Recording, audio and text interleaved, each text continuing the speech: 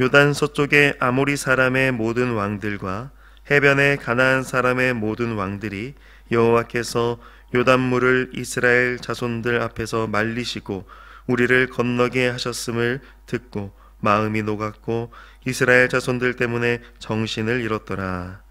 그때에 여호와께서 여호수아에게 이르시되 너는 부싯돌로 칼을 만들어 이스라엘 자손들에게 다시 할례를 행하라 하시매 여호수아가 부싯돌로 칼을 만들어 할례 산에서 이스라엘 자손들에게 할례를 행하니라. 여호수아가 할례를 시행한 까닭은 이것이니 여호와에서 나온 모든 백성 중 남자 곧 모든 군사는 애굽에서 나온 후 광야 길에서 죽었는데 그 나온 백성은 다 할례를 받았으나 다만 애굽에서 나온 후 광야 길에서 난 자는 할례를 받지 못하였음이라. 이스라엘 자손들이 여호와의 음성을 청종하지 아니하므로 여호와께서 그들에게 대하여 맹세하사 그들의 조상들에게 맹세하여 우리에게 주리라고 하신 땅 곧 젖과 꿀이 흐르는 땅을 그들이 보지 못하게 하리. 애굽에서 나온 족속 곧 군사들이 다 멸절하기까지 40년 동안을 광야에서 헤매었더니 그들의 대를 잇게 하신 이 자손에게 여호수아가 할례를 행하였으니 길에서는 그들에게 할례를 행하지 못하였으므로 할례 없는 자가 되었음이었더라. 또 그 모든 백성에게 할례 행하기를 마침에 백성이 진중 각 처소에 머물며 낫기를 기다릴 때에 여호와께서 여호수아에게 이르시되 내가 오늘 애굽의 수치를 너희에게서 떠나가게 하였다 하셨으므로 그곳 이름을 오늘까지 길갈이라 하느니라. 또 이스라엘 자손들이 길갈에 진쳤고 그 달 14일 저녁에는 여리고 평지에서 유월절을 지켰으며 유월절 이튿날에 그 땅의 소산물을 먹되 그 날에 무교병과 볶은 곡식을 먹었더라. 또 그날에 소산물 먹는 다음 날에 만나가 그쳤으니 이스라엘 사람들이 다시는 만나를 얻지 못하였고 그 해에 가나안 땅에 소출을 먹었더라. 아멘. 사랑하는 성도 여러분, 오늘 우리가 읽은 여호수아 5장에서는 요단강을 건넌 이스라엘 백성들이 드디어 가나안 땅 정복 전쟁을 눈앞에 두고 있는 것을 보여줍니다. 그들 눈앞에는 아모리 사람의 모든 왕들과 해변의 가나안 사람의 모든 왕들이 기다리고 있었습니다. 그런데 오늘 본문 1절을 보면 그 땅에 살고 있던 사람들이 여호와 하나님의 행하신 기적을 듣고 마음이 녹고 정신을 잃었다라고 합니다. 이스라엘 백성들이 요단강을 건너온 것은 하나님이 베푸신 놀라운 기적이었습니다. 그렇기 때문에 가나안 땅의 왕들이 그 소식을 듣고 마음이 녹고 정신을 잃어버릴 정도로 충격을 받았던 것입니다. 하나님께서 이렇게 이스라엘 백성들을 위하여 기적을 행하시고 그 땅을 정복할 수 있도록 앞서 행하고 계셨던 것이죠. 여호수아에게 약속하신 말씀과 같이 여호와 하나님께서 어디를 가든지 이스라엘 백성과 함께 하고 계셨습니다. 이스라엘 백성이 대단하고 강력해서가 아니라 그들과 함께 하시는 여호와 하나님께서 위대하신 참 하나님이시기 때문에 이스라엘 백성은 하나님의 은혜를 누리게 되었던 것입니다. 1절 마지막에 정신을 잃었다라고 하는 이 표현은 히브리 원문으로 보면 영혼이 없었다라고 번역할 수 있습니다. 사람에게 영혼이 없는 것은 죽은 것과 마찬가지이죠. 심장이 뛰고 있다 하더라도 뇌가 멈춰버리면 사망한 것과 마찬가지이듯이 영혼이 없는 육체는 죽은 것과 마찬가지입니다. 즉 지금 가나안 땅 사람들은 여호와 하나님의 행하신 그 일을 듣고 마치 죽은 송장과 같이 되어버렸다라는 뜻입니다. 여호와 하나님께서 이미 그들로 하여금 하나님이 행하신 기적을 듣게 하시고 죽은 자와 같이 무능력한 상태로 만들어버리셨다라는 말씀입니다.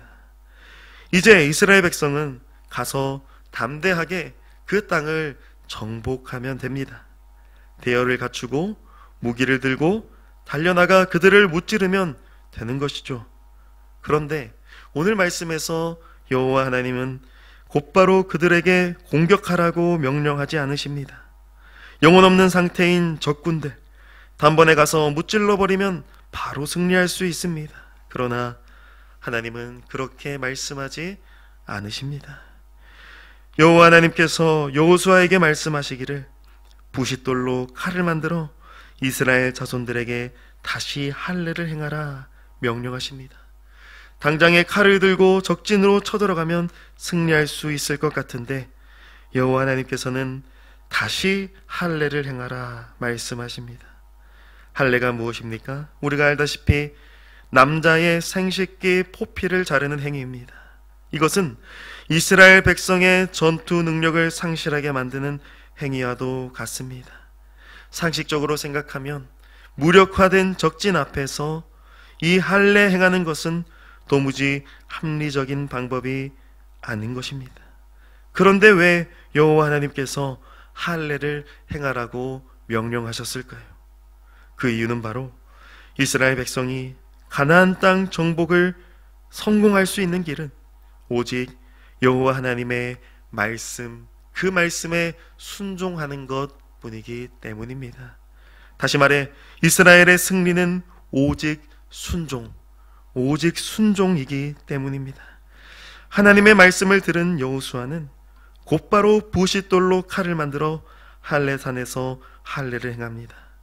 2절과 3절 사이에 그 어떠한 틈 하나 보이지 않고 여호수아는 하나님 말씀에 순종합니다. 마치 자기 아들 이삭을 칼로 내리쳐 죽이려고 했던 믿음의 선조 아브라함처럼 여호수아는 하나님 말씀이 임하자마자 곧바로 순종합니다. 사랑하는 성도 여러분, 이것이 바로 하나님께서 승리를 주시는 유일한 길입니다. 인간적으로 합리적으로 생각해서 판단하고 결정하는 것이 아니라 하나님 말씀하시면 그 말씀에 능동적이고 즉각적으로 순종하는 것, 당장의 적군을 공격해도 모자랄 판에 할례하는 것이 마땅하지 않을지 몰라도 그것이 여호와 하나님의 말씀이요 명령이기에 믿음으로 순종하여 행하는 것, 그것이 바로 하나님께서 원하시는 자기 백성의 반응과 순종의 모습인 것입니다. 왜 그렇습니까? 할례를 다시 행해야 하는 이유를 보면 그렇게 하나님 말씀에 순종해야 하는 이유를 알 수 있습니다. 여호수아에게 왜 할례를 다시 행하라고 하셨는지 그 까닭에 대하여 말씀하시기를 애굽에서 나온 모든 백성 중 남자 곧 모든 군사가 다 광야길에서 죽었기 때문이다 라고 말씀합니다. 그리고 광야길에서 태어난 남자들은 광야길에서 할례를 받지 못했기 때문이다 말씀합니다. 이러한 사단이 벌어진 이유에 대하여 6절에서 7절에 뭐라 말씀하십니까? 요약하면 이스라엘 자손들이 여호와의 음성을 청종하지 아니함으로, 하나님의 말씀에 순종하지 아니함으로 그들은 광야길에서 모두 죽었다라는 말씀입니다. 광야 1세대들, 여호와 하나님이 행하신 그 출애굽의 기적, 그 만나의 기적, 그 반석의 물의 기적을 보고 경험한 이스라엘 백성들, 그들은 그 놀라운 하나님의 기적을 두 눈으로 보았음에도 불구하고 하나님 말씀에 청종하지 않고 순종하지 않고 광야에서 모두 죽음을 맞이했습니다. 마치 출애굽의 소식, 하나님의 기적의 소식을 들은 가나안 족속들, 왕들, 그들이 영혼 없는 상태가 되어버린 것처럼 광야 1세대 백성들 모두 광야에서 죽어버렸습니다. 그 이유는 바로 하나님 말씀에 순종하지 않았기 때문입니다. 오늘 말씀 9절에서는 이와 같은 출애굽 1세대 자손들을 향하여 애굽의 수치라고 부릅니다. 수치가 무엇입니까? 부끄러움이죠. 여호와 하나님의 백성으로 택함받고 출애굽 구속의 은혜를 받았음에도 불구하고 그들은 그 구속의 은혜를 멀리서 듣고 보고 간담이 녹아버린 이 이방 민족들보다도 더 못한 그러한 수치를 당하게 되었던 것입니다. 그럼에도 불구하고 여호와 하나님께서는 그 애굽의 수치, 불순종의 수치를 오늘 너희에게서 떠나가게 하셨다라고 말씀하여 주십니다. 그리고 할례를 행했던 그 곳 이름을 길갈이라고 부르게 됩니다. 이 길갈이라는 뜻의 원어적 의미는 굴러간다 라는 뜻을 가지고 있는데, 하나님께서 이 애굽의 수치, 그 불순종의 수치를 굴려 없이 해버리셨다 라는 말씀입니다. 여호수아가 이스라엘 백성을 대표하여 하나님 말씀을 청종하고 순종함으로 말미암아 이스라엘 백성 전체가 할례를 다시 행하고 하나님을 베푸시는 그 은혜를 받아 누리게 됩니다. 할례를 행한 뒤 이제 본격적인 전쟁 준비를 위하여 여리고 평지에 진을 치고 그곳에서 유월절 지키게 됩니다. 유월절이 무엇입니까? 바로 출애굽의 은혜를 누릴 수 있었던 하나님의 은혜, 전적인 하나님의 은혜가 바로 이 유월절입니다. 그 절기를 여리고성 앞 여리고 평지에서 지킴으로써 출애굽의 은혜를 기억하고 그 은혜로 말미암아 가나안 땅에 발을 딛게 되었음을 기억하고 감사하는 은혜의 시간을 가졌던 것입니다. 놀랍게도 이 일이 있은 후에 오늘 본문 마지막 12절에서 그들에게 만나가 그치고 가나안 땅에 소출을 먹었다라고 말씀합니다. 하나님께서 만나를 내려주시는 것은 이스라엘 백성들로 하여금 하나님 말씀에 순종하는지 아니하는지 판단하시는 기준이었는데, 이제는 그 만나가 그치고 가나안 땅에 소출을 내어 먹게 됩니다. 이것이 무엇을 의미합니까? 바로 하나님 말씀에 순종함으로 말미암아 가나안 땅 약속의 땅에 들어오게 되었고, 이제 그 순종의 열매로서 하나님이 주시는 약속의 땅의 열매를 받아 누리게 되었음을 의미하는 것입니다. 사랑하는 성도 여러분, 하나님은 여호수아의 순종을 통하여 이스라엘 백성이 가나안 땅에 들어와 그 약속의 땅 소출을 맛보아 누리도록 인도하여 주셨습니다. 할례를 다시 행하게 하심으로 광야 2세대들과 언약을 다시 맺으시고 이제 가나안 땅을 정복하고 차지할 수 있는 모든 준비를 마련해 주셨습니다. 이것은 오직 하나님의 말씀에 순종함으로써 누리게 되는 하나님의 은혜입니다. 우리 역시 마찬가지이죠. 우리가 하나님의 은혜와 복을 누릴 수 있는 유일한 길은 바로 순종입니다. 우리에게 영생의 복, 하나님 나라의 기업을 받아 누릴 수 있게 하시기 위하여 하나님의 아들 예수 그리스도께서 하나님 말씀에 온전히 순종하셔서 우리를 위해 십자가에 달려 죽으시고 부활하셨습니다. 따라서 우리는 오직 예수 그리스도의 그 순종으로 말미암아 하나님의 은혜와 복을 누릴 수 있게 되었고, 그로 인하여 우리 역시 그리스도 안에서 순종의 삶을 살아가는 하나님의 자녀가 되었습니다. 하나님은 이 세상의 방식과 이 세상의 지혜를 우리에게 요구하지 않으십니다. 하나님의 은혜는 내가 합리적으로 따져보고 계산해서 받는 것이 아니라 오직 하나님 말씀에 적극적이고 능동적으로 순종할 때에 받아 누릴 수 있다, 오늘 말씀하고 계십니다.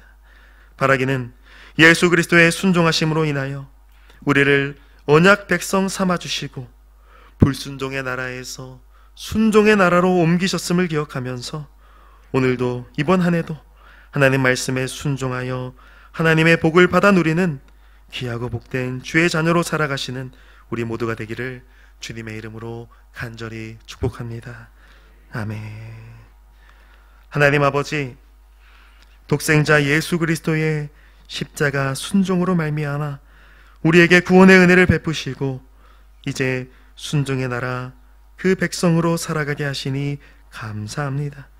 나의 생각, 나의 판단을 의지하여 하나님 말씀에 불순종하는 죄 범하지 않도록 성령 하나님, 우리를 그 아들 예수의 순종으로 그 은혜로 늘 충만케 하여 주시옵소서. 오늘도 이번 한 해도 하나님 말씀에 순종하여 누리는 그 하나님의 복된 자녀의 삶을 살아가도록 우리와 늘 동행하여 주시옵소서. 이 모든 말씀 우리 주 예수 그리스도의 이름으로 기도드리옵나이다. 아멘.